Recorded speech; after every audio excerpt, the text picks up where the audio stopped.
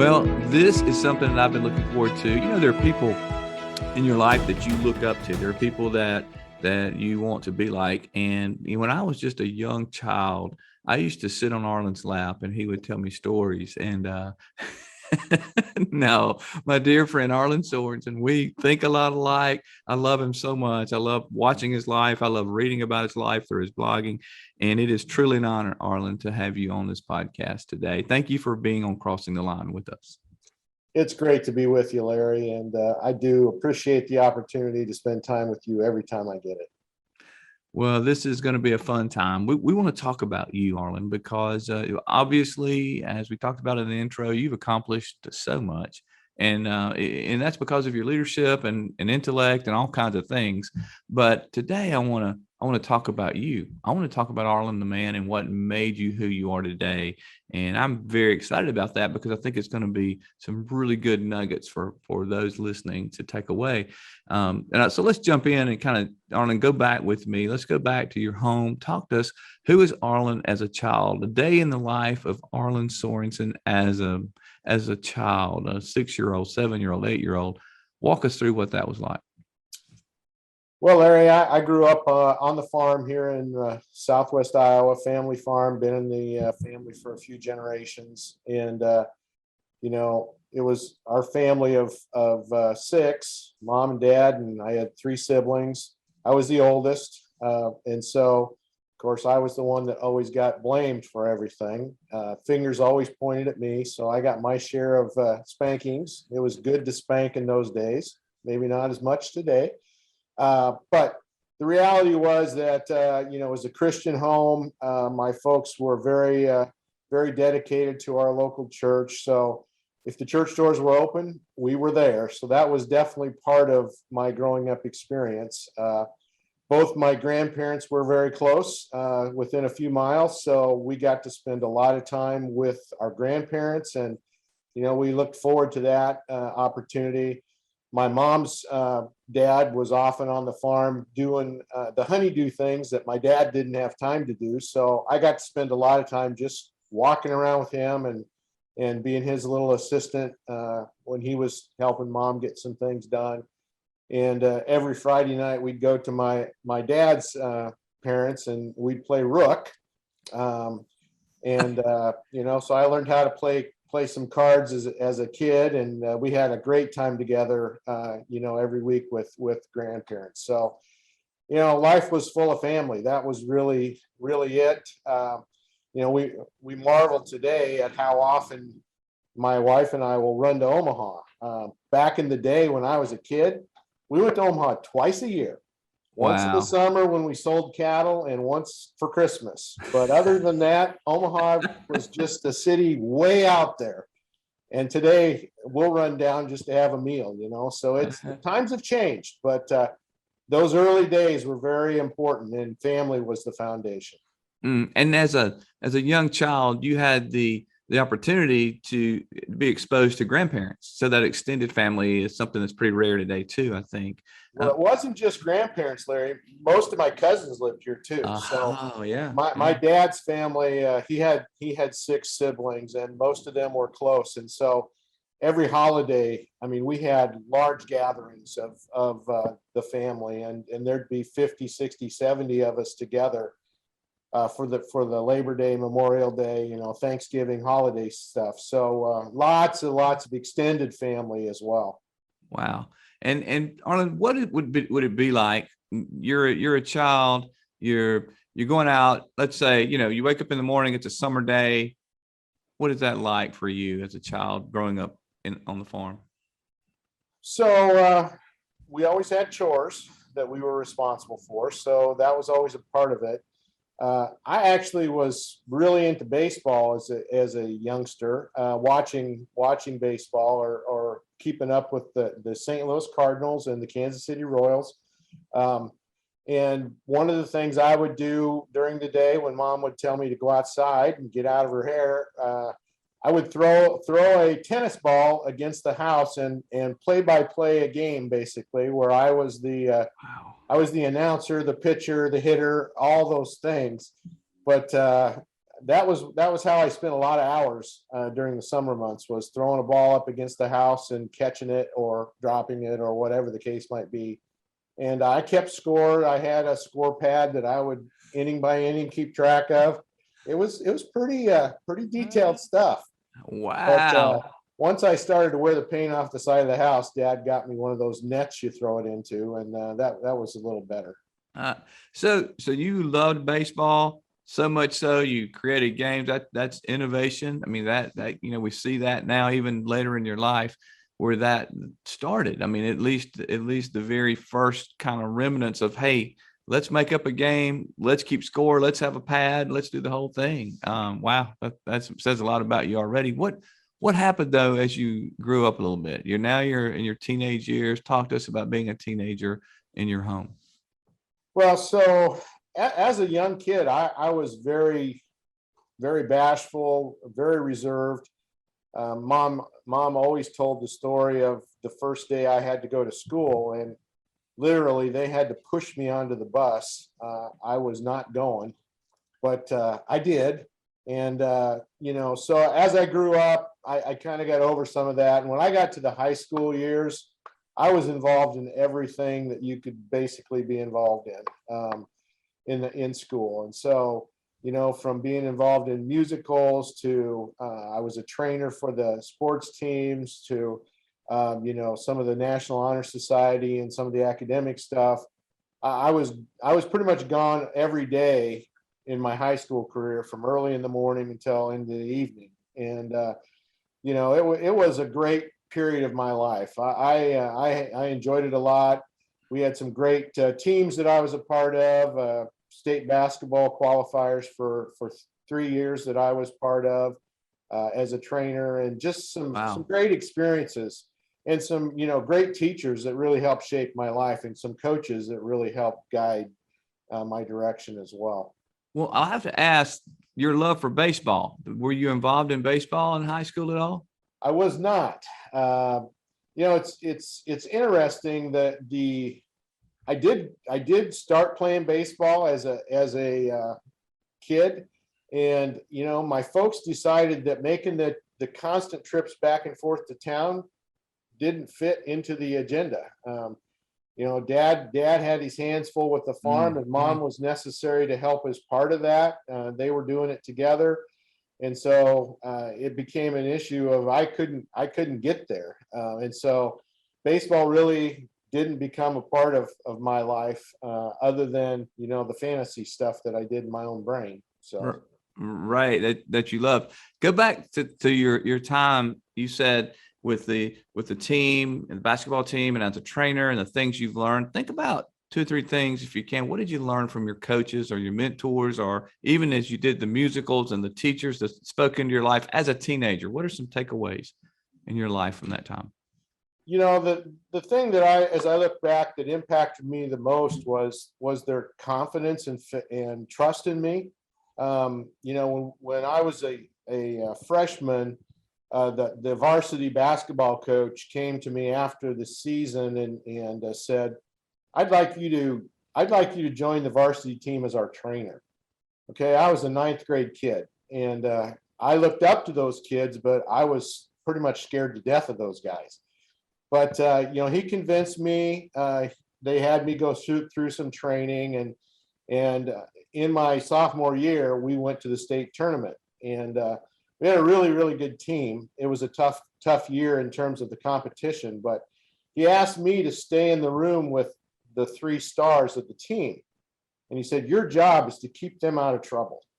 And so he coached me, and he said, when you get in the room, we have a curfew of 10 o'clock. We'll get them all in the room. It's your job to keep them in the room. And the way I would suggest you do that is to put your bed in front of the door so they cannot get out. And I was not a popular guy, but I knew who was in charge, and it was the coach. And so I did that. I kept them Wow. in the room, and we had a great tournament. We lost a very close game, but that trust they put in me. They also asked me that year to report the scores at the end of the night to all the radio stations.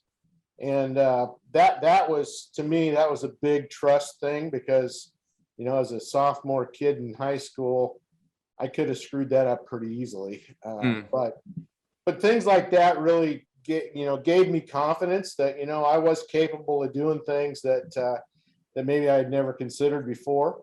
And, it helped me to be willing to take steps and to do more and to push further. So now at this stage of your life, you're in high school, you're learning these moments, these leadership moments, if you will. You have had them, you're learning from them. You're beginning to think, hey, I can do more than maybe I even thought, as people are putting trust in me. So what's going on with you? Are you dating anybody at this time? Are you not? What's happening there? No, I was not. I did not. I had one date when I was in high school, and that was for my senior prom.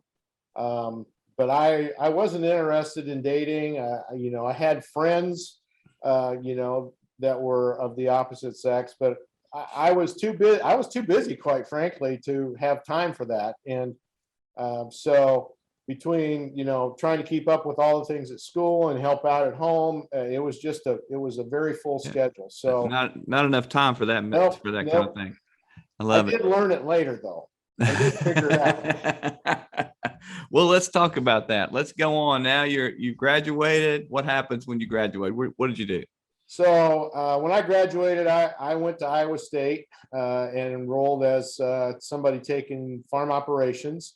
My intent was to get a degree. I actually went and signed up as a 2-year degree. Iowa State had a 2-year degree, and went up and was going to come back and farm with Dad, and that was going to be my future. And so I went up to school, and I got involved with the Baptist Student Union, which was a ministry for college kids, and that really changed my life significantly.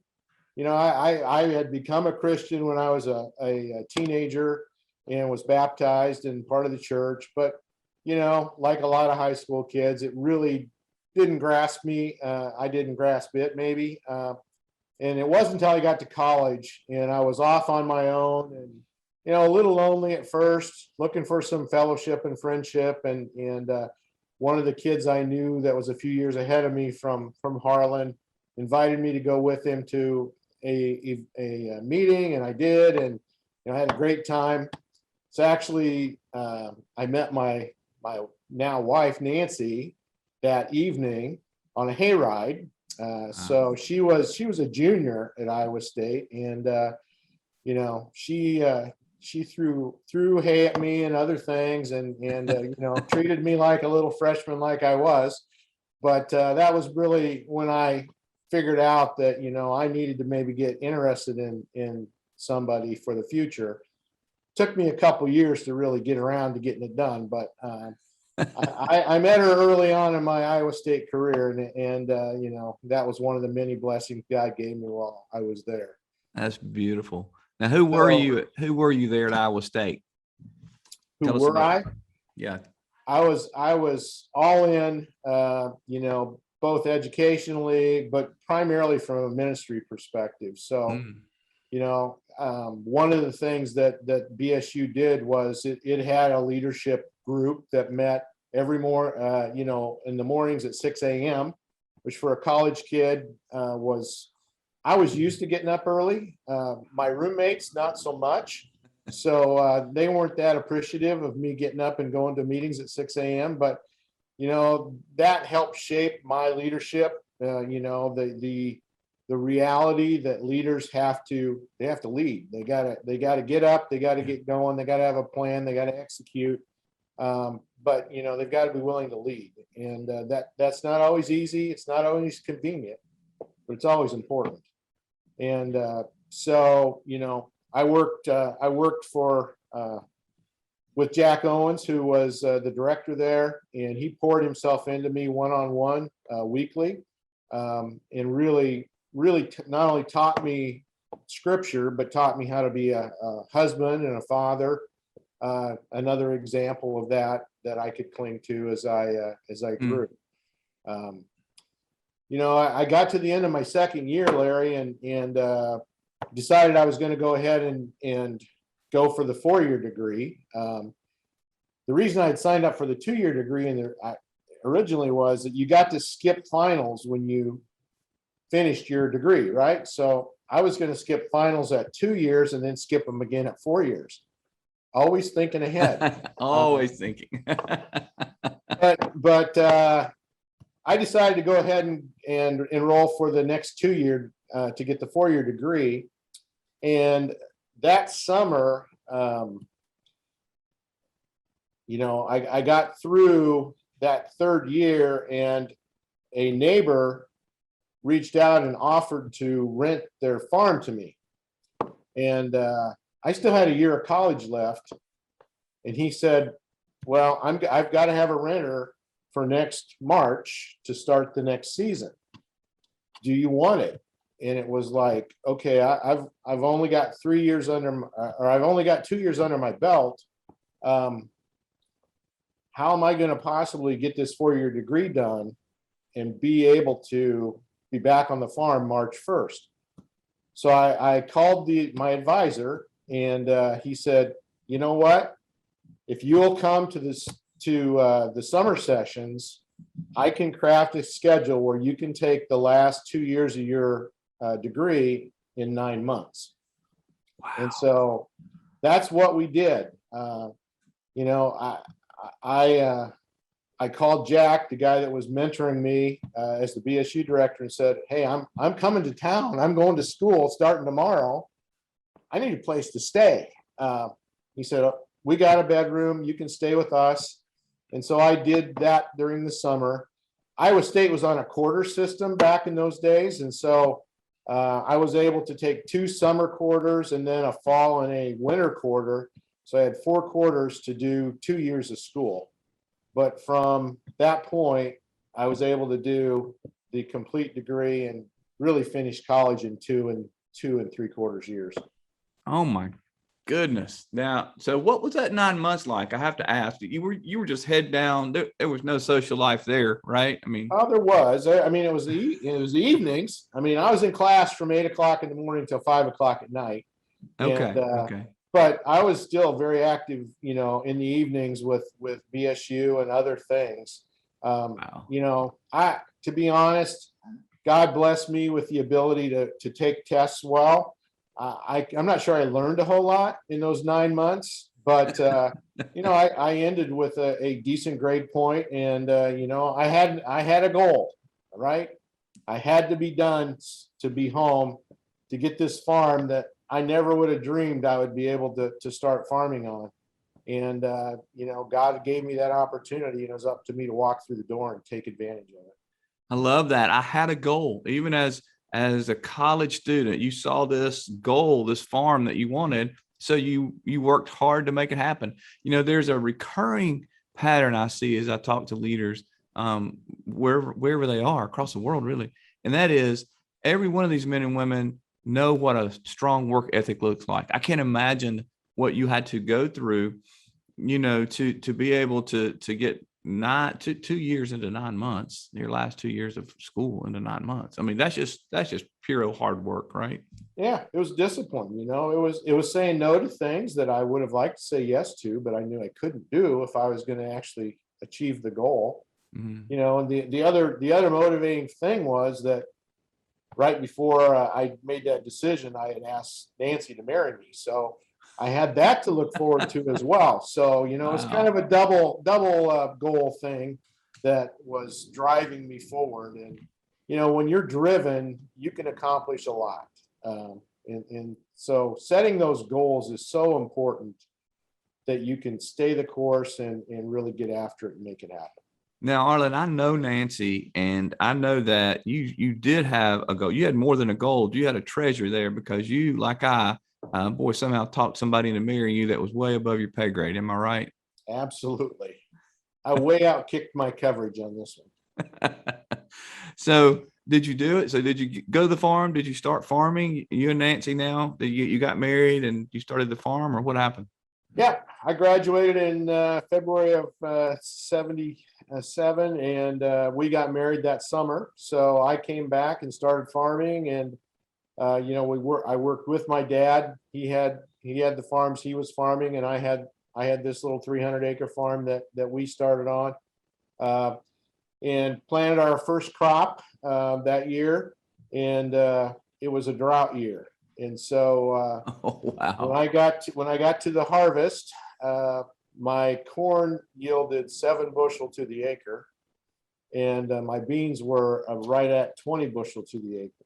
And the lesson I learned from that year, Larry, that would have been the shortest farming career in history had it not been for my banker's insistence that I buy crop insurance.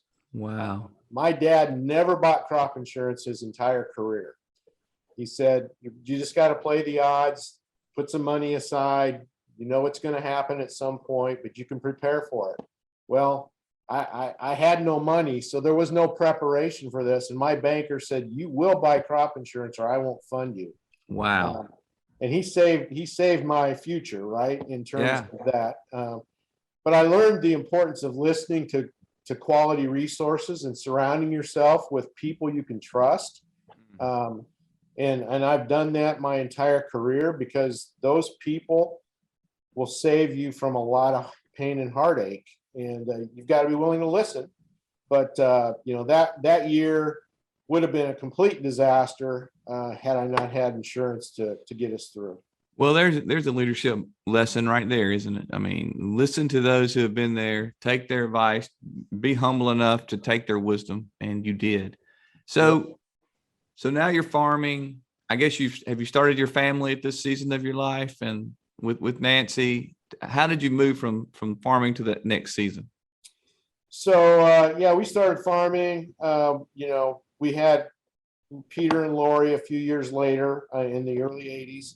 And, I was still working with my dad. My brother had just returned from school, and it was 1982. And I had a friend that was a teacher in our local school. And when I was in school, we had one computer, and it was a punch card thing. It wasn't very good, but I loved it.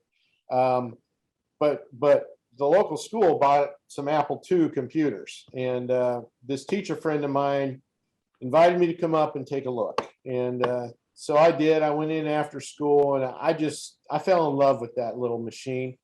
And I said, this is the future of agriculture. We got to have this Hmm. to keep track of our accounting. And I was part of a Iowa Farm Business Association, which was a group of farmers that had consultants that would come and analyze our data and all that kind of stuff. And it was all done longhand. I said, how beautiful would it be if I had all this on a computer? And so they had a program that they made available, and I bought my first Apple II Plus, and I convinced Nancy that we need this thing to run this farm, this little 300-acre farm.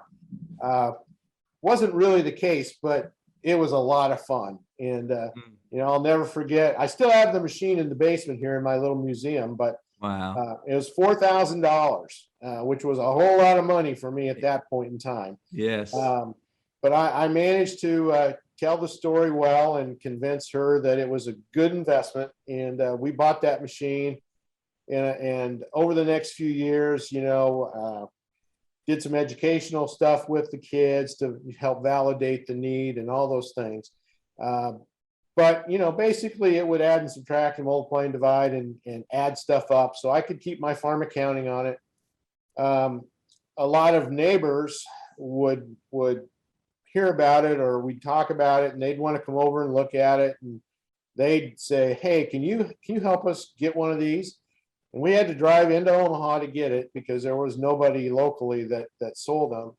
And I would take 2 or 3 guys at a time down, and we'd go to the Apple dealer down there and load them up and put them in the trunk and bring them back. And I'd spend Wow. the next few days helping them set up their computers and teaching them how to use them a little bit. And after a couple of years of doing that, Nancy said, maybe we should start a little business, and so I started a hobby business with the intent of at least making enough money to pay for my own addiction to technology.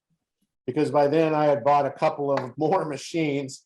I had to keep up with the upgrades, and we were up to an Apple IIe and then an Apple II GS, and it was getting expensive. So the little hobby business was supposed to fund that.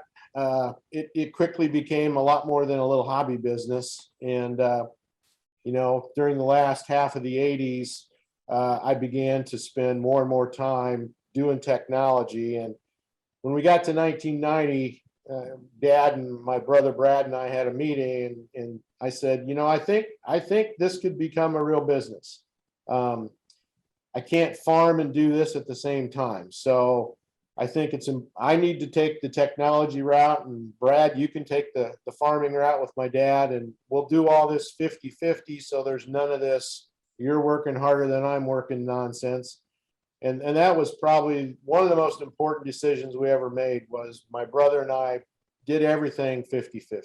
Really? All the businesses we have done over the years, we have jointly owned those together. And that prevents all kinds of questions and concerns. And, all the stuff I see in family businesses that blow up, it's usually over, well, you're taking more vacation than me, or you're working harder than me, not working as hard as me, or whatever the case might be. That kind of just leveled the playing field. So if it was good for him, it was good for me, and vice versa. And so that's how we did all those things. But in 90, we started a real business, incorporated it. I hired an employee. That's where you really cross the line, when you hire somebody. Yeah. It goes from, well, if nothing works out today, it'll be okay, to something's got to work out today because I gotta feed this person, and I'm now responsible. And so we started doing classes. That was what I hired her to do, was to teach classes. And every evening, Monday through Thursday, we would have a class in the evening from 6 to 10. She taught 2 nights a week. I taught 2 nights a week. And that was my whole marketing plan. If I could get them to come to a class, they would buy a computer.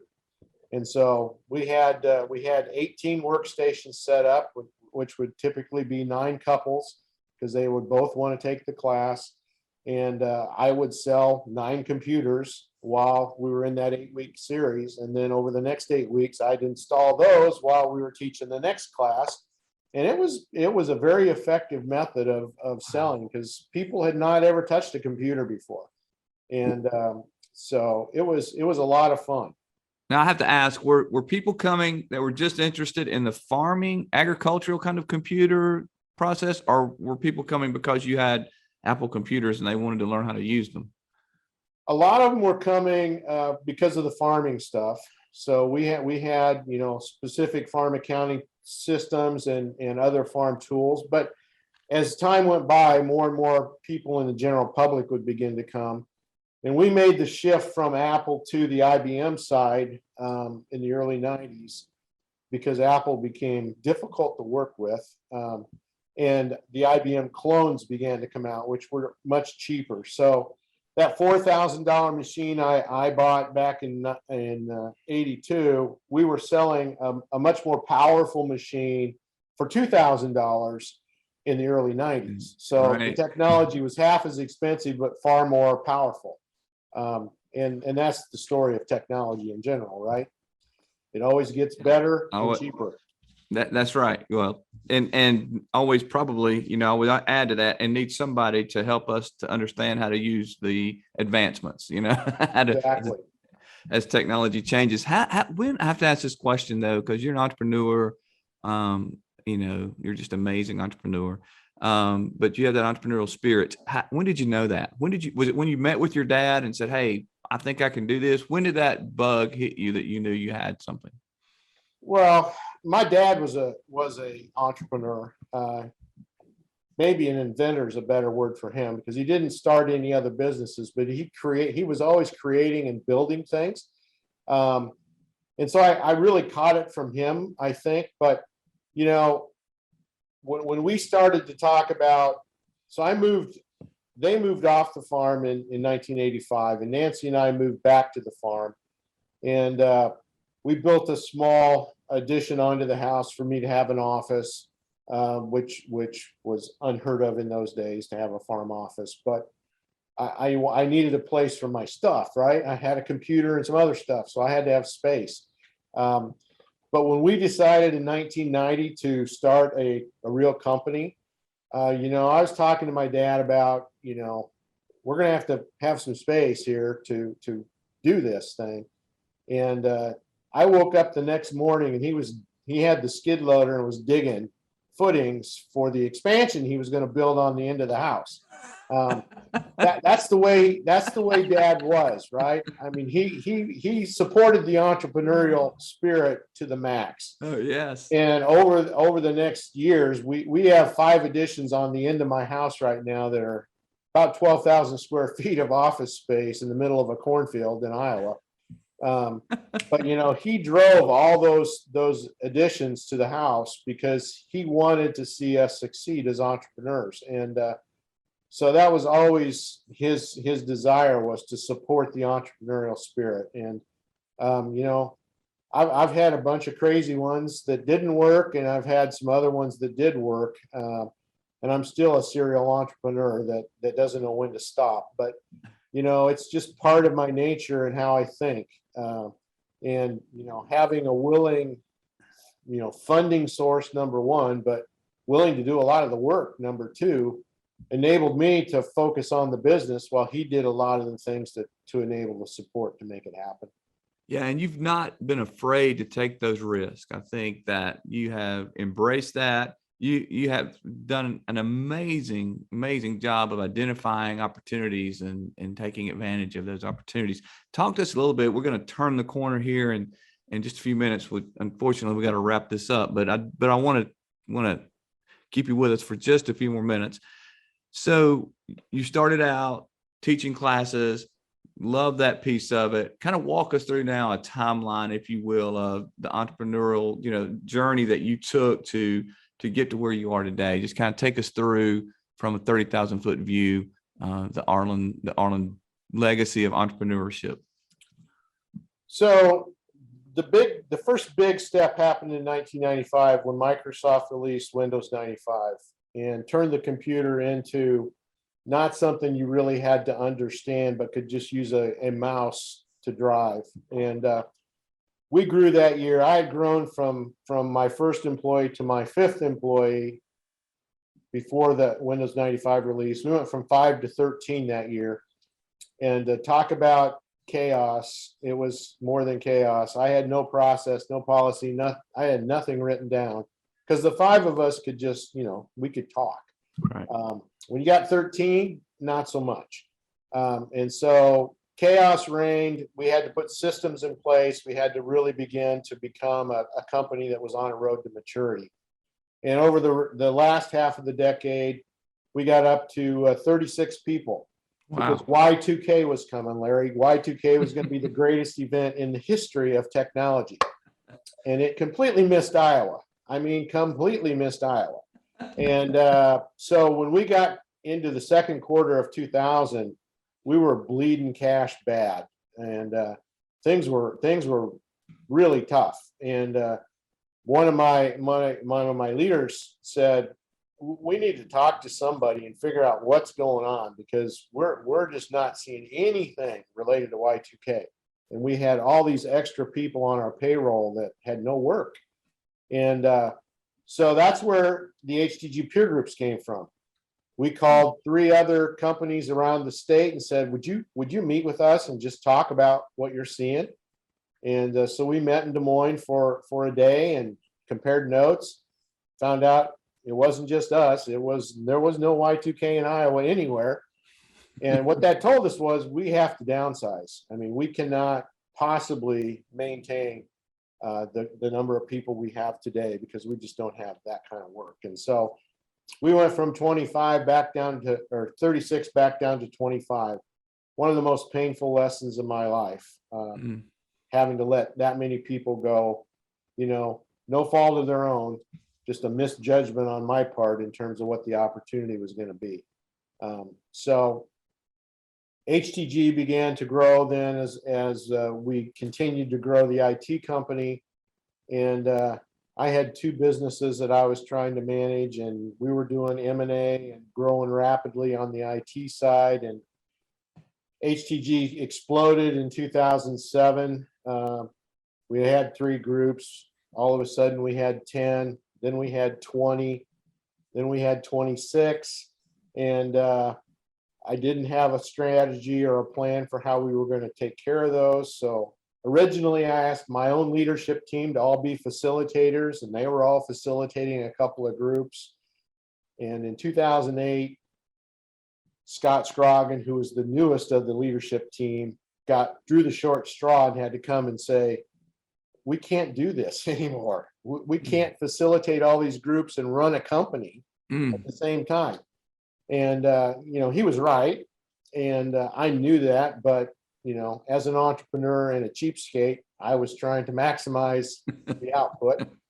But we shifted models in, we got our act together, we put a plan in place, and Scott took over running HTG, which was a blessing. And I was able to focus more and do the right things in terms of growing the businesses. Was that difficult for you, Arlin, as an entrepreneur who has hands-on all your life? You built, you worked, like you said, you did this. Now they're asking you to take a step back and let somebody else run what you have birthed. Was that difficult? It was in some ways, but what I did was what I always do is I start some other things, right? And right. So, during that time, I had started HTS Ag, which is our precision technology business focused on agriculture, and I was trying to bring that along. And I had a few other failures that I tried along that journey. So I was always busy, but I did learn that my value is not managing things long term. My value is creating and building things. And as long as I stay in my lane, I can do well. When I try to maintain things over time, it doesn't go well. I don't do details. I'm not very effective in communicating at the level that needs to happen. But I can start things all day, every day, and I've got more ideas than I should have. Yeah, I resemble that. I kind of understand it. Sure you do. So, long story short, you started that new approach of leadership. Where did it land you? Where are you now? Talk us through that. Well, so over the last 10 or 12 years, we've sold the IT company and we've sold the peer group organization, and I still have the precision tech business, and we've started a few other things that are in the works that we're doing. And I work as VP of Ecosystem Evangelism at ConnectWise, so that's my day job today. So in 2018, when we sold the company to ConnectWise, I got my first boss ever. So I did my own thing for 40 some years, and then all of a sudden I've got a boss. It's been a transition, right? I'm not used to asking people if I can do certain things, but it's actually been good. It's been good. I don't have a lot of the weight on my shoulders that I did when I was the entrepreneurial leader, and so I've got more freedom in a lot of ways than I ever had as a entrepreneur. It's really interesting, Arlin, that through this whole process of having an IT company, starting peer groups, your influence continues to grow, partly because of your failure and your authenticity about that, and a lot because of you know how to do things right as well, and the things you've accomplished. But even though you have a boss, I think the persona, the perception is of those that are still in these peer groups and still have access to you. I think your influence carries on to this day. It's amazing to me that you have built that through your authenticity and your honesty, as we've heard. I want to ask you just something to think about to help us as we close this time. And it's so rich, and it's been so good. And thank you for sharing your life with us and your legacy. I want to ask you, if I'm an aspiring young leader and I'm out there where you were in college and maybe out of college, and I'm trying to I'm leading either in a company or I'm trying to start my own. What do I need to know to lead well? What are the things from your experience in your life that you could share with these aspiring young leaders who may be listening to this podcast? Well, I think the most important thing, Larry, is that it's not about you. Mm. It's about the people that you lead. It's about the people you serve. And that's how I've always viewed leadership is not a place of power or position. It's a place of service. And the focus has to be on relationships. You know, if there's one thing that I would look back in my career and say is the most important thing that happened, it was the people I surrounded myself with. And that's what led to success. It wasn't because I was a genius leader. It was because I could pick people that were the right, complement to me, and had strengths where I didn't have, and were able to surround myself with that kind of folks. So it's all about, it's about realizing you're not the center of the universe. The people around you are the key to making things happen. And then it's about the relationships you build with those that you serve. And, if you can keep that focus and not let it go to your head, success can be a great thing, or it can really take you off course. And I had a period of time where I read my own press and it was bad. I mean, I shouldn't have been reading it because it took me in the ditch. And, it took me a little while to figure out that it wasn't about me at all. It was about the people around me. And, you pick the right people, you pick the right spouse, you get the right people around you, and you can do whatever you want to do. What great wisdom. It's so important, Arlin, to understand those truths that you have just talked about, a place of service and pulling people around you. I noticed you didn't say one thing about the task or competency or intellect. I know those are important, but not nearly as important as these truths that you've just given us today about relationship and pulling people around you and serving others. Thank you. You are a servant leader. You're amazing leader, amazing man. I'm so thankful for your legacy and for the lives that you have forever impacted. And I mean that. So thank you for what you do. Thank you for who you are. It's been a joy to hang out with you today. It's been a lot of fun, and I hope we have some more fun ahead of us. We're gonna figure something out. I guarantee you. We'll get in some trouble somewhere, won't we? Absolutely. Absolutely. Always a joy to be with you, Larry. I appreciate you very much. Thanks, my friend.